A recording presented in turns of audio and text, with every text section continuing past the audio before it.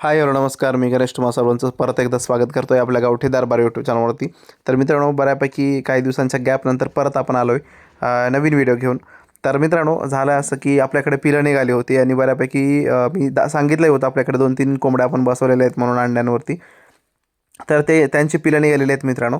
आणि हे पिलं सेलसाठी होती असंही सांगितलं होतं, पण बऱ्यापैकी कोणी नाही मागितलं. तर मग आपले जुने सबस्क्रायबर होते, त्यांना आपण पक्षीही दिलेत. माजिद खान पठाण सर, रचना गोसंवर्धन देशी केंद्र आहे त्यांचं. देशी गोसंवर्धन केंद्र आहे बारामती इंदापूरच्या इकडे. तर त्यांना खूप दिवसापासून हवे होते पक्षी. तर त्यांनी लगेच मला कॉल केला आणि बोलले की मला द्या पक्षी म्हणून. आणि मग मी लगेच तयार झालो. ह्या पक्ष्यांमध्ये ना मित्रांनो, उलट्या पंखाचे आहेत, गावठी मल्टी कलरचे पण आहेत आणि गळाकाठू आहेत.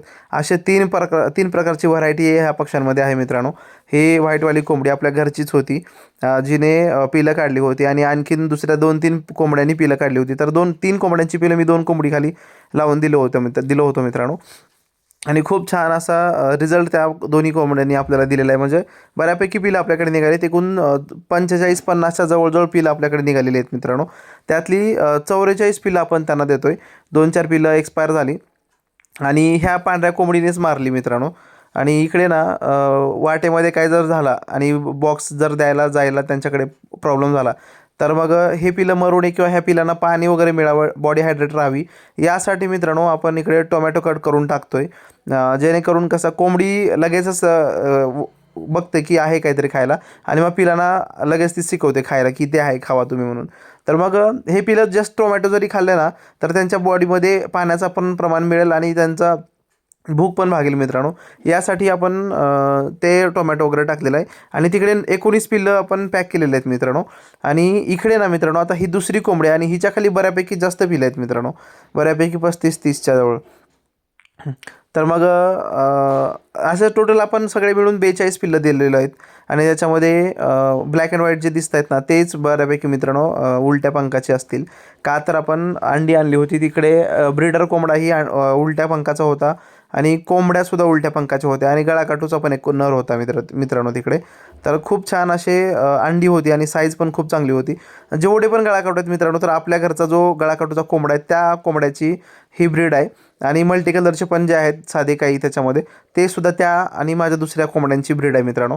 आणि खूप सुंदर पिल्लं आहेत, पण काय आहे आपल्याकडे ठेवायचा प्रॉब्लेम आहे, त्यासाठी आपण लगेच पक्षी विकून टाकतो मित्रांनो. आणि हे 2 बॉक्स आपण टाकलेले आहेत, बारामती इंदापूरला गेलेले आहेत मित्रांनो हे बॉक्स. आणि तिकडे सरांचा मुलगा आहे साद, तर तो हे बॉक्स अनबॉक्सिंग करत आहे आणि त्याने ही कोंबडी बाहेर काढलेली आहे. आणि पिलं पण लगेचच जातात मित्रांनो. संध्याकाळी 2 वाजता पोहोचली त्यांच्या इकडे, 2-3च्या दरम्यान, 2 ते 3च्या दरम्यान पोहोचली संध्याकाळी. का तर डायरेक्ट इंदापूरलाच गेली गाडी आणि इंदापूरहून पुढे नंतर मग पुण्याला गेली.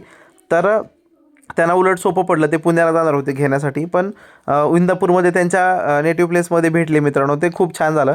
आणि इकडे त्यांच्या मिसेस आहेत ताई, तर त्या इकडे कोंबडी काढत आहेत आणि मस्तपैकी इकडे ते अनबॉक्सिंग करत आहेत.